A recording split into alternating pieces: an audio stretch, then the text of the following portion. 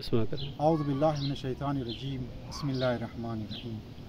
امروز یک استدی تور اینترنشنل یونیورسیتی ادیان و مذاهب کی برای جور کرده مورد اونجا و بسیار زبردست موسمه، بسیار زبردست آب و هوایه و استدی تور هم است. ما میخوایم درباره تیسیس کو که پی اچ دی لیکاییم درباره دومستیک وایلنس اگینست وومن این پاکستان است.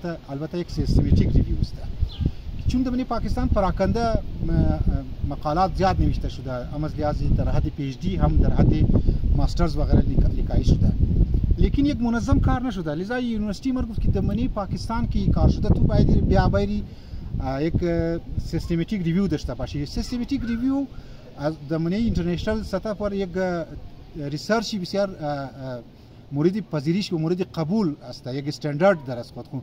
لذا ما می‌خواهیم که در دومستیک وایلنس کی مقالات لیکای شده اونها را ما بایم که است منظم کنیم شده و بسیار فایده‌مند است. در این دوران ما نظرات یورپی مالک را متفکرین را در می‌خوانم، خود پاکستان را نظرات چی متوجه میشم که اونایی که در این زمینه کار کردن مقاله لیکای کردن در این نکته رسیدم که اکثرش سکولار هستند، اکثرش فمینیست هستند.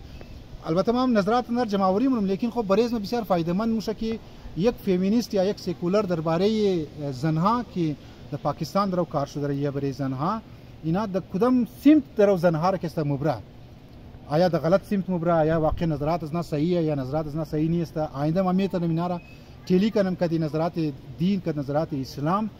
لذا این موضوع ما گفتم دربارهش بگم و یک استدی تور یک آب و هوا را من که بسیار خوب است ایران شمار معرفی کنم که آینده اگر در کویتا ما آدم نه فقط در یک کلاسی بند میتر استدی داشته باشه یا کلاس داشته باشه، بلکه میتونیم ما هم استودنتای خود یک استدی تور داشته باشیم بس ببری لاولا اونها را درس بدی و کارهای علمی که از نا که است کراو کنی. السلام علیکم و رحمت الله و برکاته.